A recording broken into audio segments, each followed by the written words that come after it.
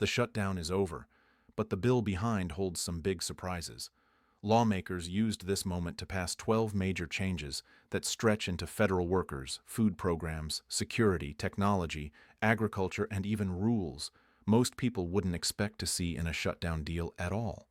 A few of these changes will affect millions of seniors directly, while others reshape how the government operates behind the scenes. And in a moment, I'm going to walk you through the one section buried so deep in this bill that it surprised even people in Washington. But first, let's go through these 12 changes one by one so you understand exactly what's now in place. 1. Reversing federal layoffs. One of the most immediate changes is that every federal layoff issued during the shutdown is reversed. Every reduction in force notice is canceled, whether the employee was full-time, part-time, temporary, or permanent. Agencies must bring those workers back, restore their original positions, and issue full back pay for the entire period they were removed, and they must notify everyone within 5 days. For seniors, this matters more than people realize. When federal workers get laid off, Social Security offices slow down, Medicare offices slow down, VA clinics slow down, IRS call centers slow down. Reversing the shutdown layoffs helps rebuild the workforce faster so seniors don't face even longer delays in getting help, appointments, or answers. 2. States get paid back for SNAP and shutdown costs. During the shutdown, several states used their own money to keep programs like SNAP running because they didn't want families, especially seniors, going without food. The new bill orders the federal government to fully reimburse those states with interest. This protects the stability of food benefits. SNAP is one of the most important programs for older adults, especially those living on fixed incomes. Reimbursing states ensures that during future crises, states won't hesitate to step in to protect seniors from interruptions in food assistance. It helps keep SNAP dependable even during political chaos. 3.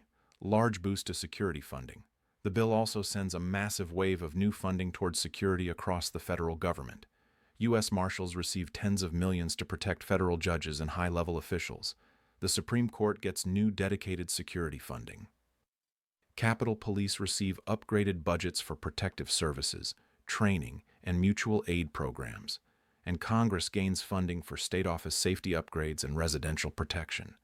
This matters because threats toward public officials have sharply increased in recent years, and when officials or their offices are targeted, everyday workers and visitors, including seniors handling benefits issues, are at risk too. Strengthening these security systems helps protect the people who serve the public. 4. New rules on how senators' data is handled. Deep inside the bill is a new unexpected rule about how investigators handle Senate data.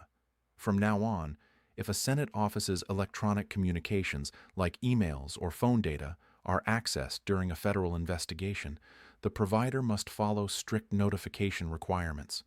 The bill also creates a formal process for senators to challenge improper access. This change wasn't part of the original shutdown plan, and it caught many people in Washington by surprise. It doesn't affect everyday Americans directly, but it changes the balance of privacy, oversight, and transparency inside government, and it may influence how future investigations operate. 5. New restrictions on hemp-derived products. The bill tightens rules on hemp-derived cannabinoids like Delta-8, Delta-10, and other THC-like compounds commonly sold in gas stations or smoke shops. Congress argues these products were operating under a gray area of the law. The new restrictions affect both how these products are made and how they can be sold. For seniors, this matters because many older adults use hemp products for discomfort, sleep, or anxiety. Depending on the product, availability may shrink. Some products may need reformulating while others might disappear from shelves entirely. It isn't a full ban, but it's much stricter than before. 6. A major funding boost for WICE. WIC, the program for mothers, infants, and young children, receives more than $600 million in additional funding. This ensures full benefits through 2026. While many seniors don't use WIC personally, millions help care for grandchildren or younger relatives. In a time of rising food costs, this extra support gives families more stability. And for seniors living in multi-generational households, Stronger WIC support helps stabilize the entire household budget. 7. Extended funding for key departments. This bill doesn't just provide temporary funding. It gives full-year funding through September 2026 to major areas like agriculture, military construction, and the Department of Veterans Affairs. That means VA clinics get stable funding for another year. Rural development programs continue without interruption. Military housing and construction projects stay on track. Food assistance and farm programs avoid sudden cuts. This kind of stability matters for seniors, veterans, rural communities, and families nationwide. 8. Ban on Chinese surveillance technology. The bill continues restrictions preventing federal agencies from buying surveillance equipment from companies tied to foreign adversaries, including Huawei, ZTE, Hikvision, Dahua, and Huarui. These companies have long been linked to national security concerns, especially around data access. This ban affects federal buildings, security camera systems, communication networks, VA and Social Security facilities, and federal contractors. It might not feel like a direct change for seniors, but it strengthens the security of the systems and offices they rely on. 9. Congressional pay freeze. For fiscal year 2026, lawmakers will not receive a cost of living adjustment. Congressional salaries are frozen. While this step is mostly symbolic, it's politically important. After a long shutdown that created hardship for millions of workers, freezing congressional pay helps avoid backlash and signals that lawmakers aren't rewarding themselves during a difficult year. 10. Delay of an FDA food traceability rule. The FDA planned to enforce a major food traceability rule to track certain foods more closely from farm to store. Farmers and grocery companies argued it would be expensive and complicated. This bill delays enforcement until 2028. For seniors, this matters because when compliance costs rise, food prices usually go up as well.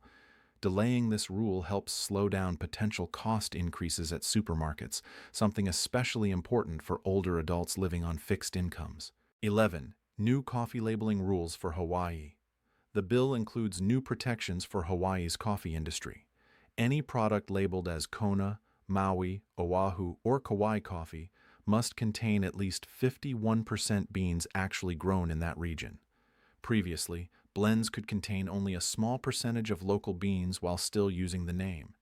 These new rules protect Hawaiian farmers and ensure consumers get what they're paying for. 12. Agriculture added to national security reviews. The final major change adds the Secretary of Agriculture to national security reviews involving foreign purchases of farmland, agricultural biotech, or food supply companies. This aims to prevent foreign governments, especially China, from gaining control over American farmland or critical parts of our food supply. For seniors in rural communities, this helps protect local farming operations, domestic production, and long-term food security. Why this matters? When you look at all 12 changes together, it's clear this bill is far more than a shutdown fix. It reverses layoffs, stabilizes SNAP and WIC, tightens hemp rules, oversees foreign land purchases, delays expensive regulations, boosts security, and strengthens protections across multiple agencies. For seniors, the biggest impacts will be stable food benefits, better staffed federal offices, and stronger safeguards around products and agriculture. But the bigger story is how much lawmakers included during a moment when the country was focused only on the shutdown ending. So what do you think? Should Congress be allowed to pack this many extra changes into a shutdown bill? Or should major decisions like these be handled separately so everyone has time to understand them?